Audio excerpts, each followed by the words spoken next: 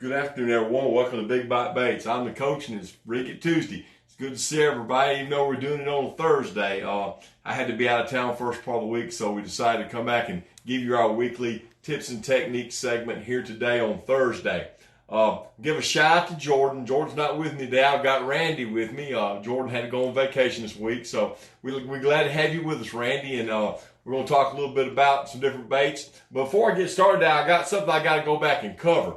I had a question that was sent in to me. I had mentioned during the segment on the BB kicker and on the suicide shad, what is a Michael Neal color? Well, somehow or another I didn't cover it, so that was my fault, but I will take care of that right now. We had a set of colors that we came out with a couple years back called the Michael Neal colors that were developed by Michael Neal.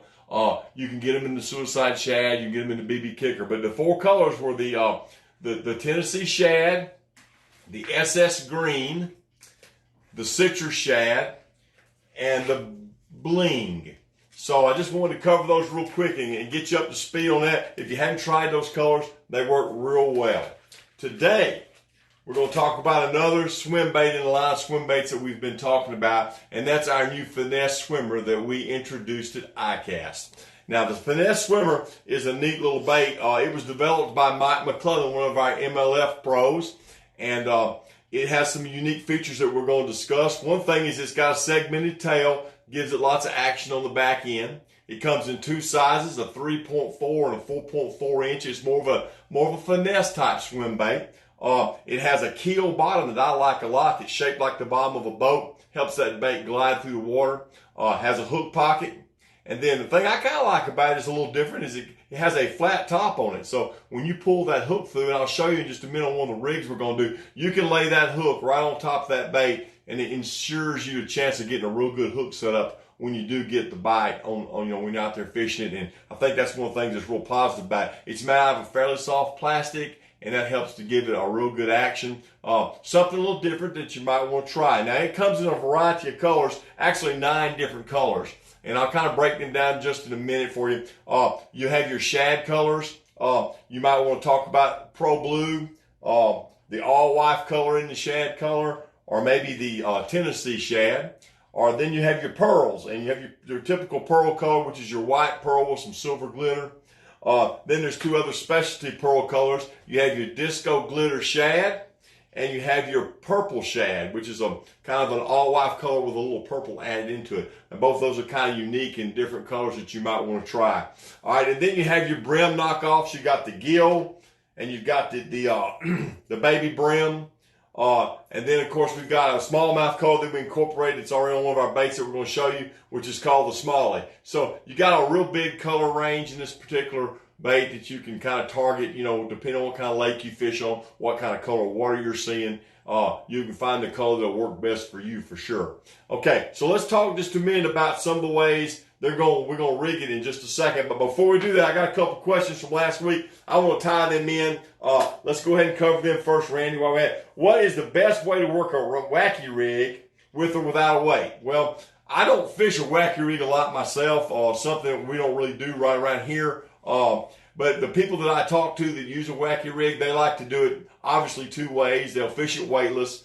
We do have an O-ring that's made into our bait that makes it easy to Wacky Rig your bait. And then some people, of course, like to use our little screw-in Nico weight and use it as a Nico weight type rig. So that's the 2 ways that we fish it. I don't really have a choice on which way I would go due to the fact that I really don't fish that particular bait a lot. But I'll ask around before the next segment, and maybe we can talk a little bit more about that.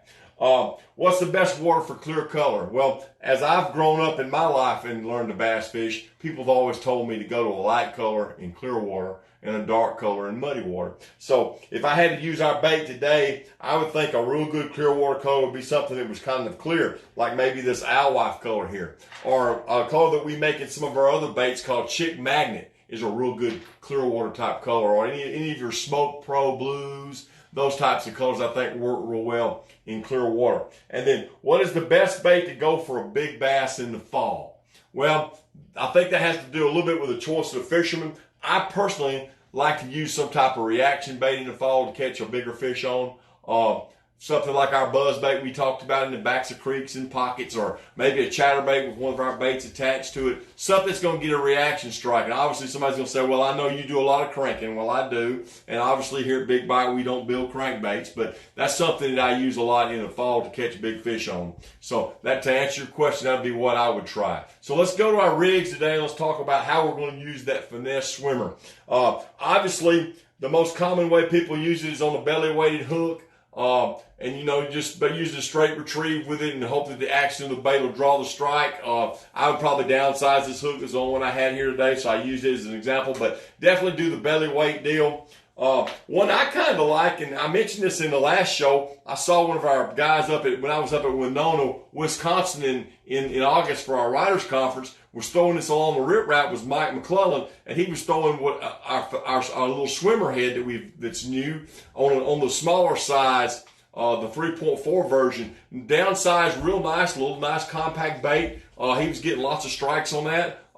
And we have this lead big enough that you could also use the 4.4 version on it. So that might be a way that, you know, that I might look to basically use it too. Then obviously the way I like to use it in the fall, I use it on the back of a chatterbait. I prefer a white chatterbait with our pearl version, but this one particular one I've got rigged up as a brim color. It's got our gill bait on it, and you know, has a great action behind the chatterbait, and you can wind that along, you know, in the shallow water in the fall, especially with the shad rat, and do real well on it. If you happen to have a little stain in the water, I think it works even better for you. And then a way that Jeff Crete likes to use it, I think is kind of interesting. He just Texas rigs it and lines it. He'll put a lead on the end of it, just like you would a Texas rig. Maybe peg it down, maybe not. Fire it out there and just wind it along and look for a reaction bait. Very similar, like you would fish a crankbait or any other type of bait, or like a swim jig in shallow water. Another way to try it, and Texas rig it and just throw it, use a good wide gap hook in it where you get a good hook set. Once again, that hook will be laying around on top of the bait like we talked about, enable you to be able to get a good hook up on the strike. So that's some of the things I would look at and talk about when I basically did that. Now, if we got any questions today that we can entertain, Randy, that's different, you can get our bait on our website at bigbitebaits.com if you're interested in how to find it. I've been hearing some people comment to me that they couldn't find their bait after I've been on TV.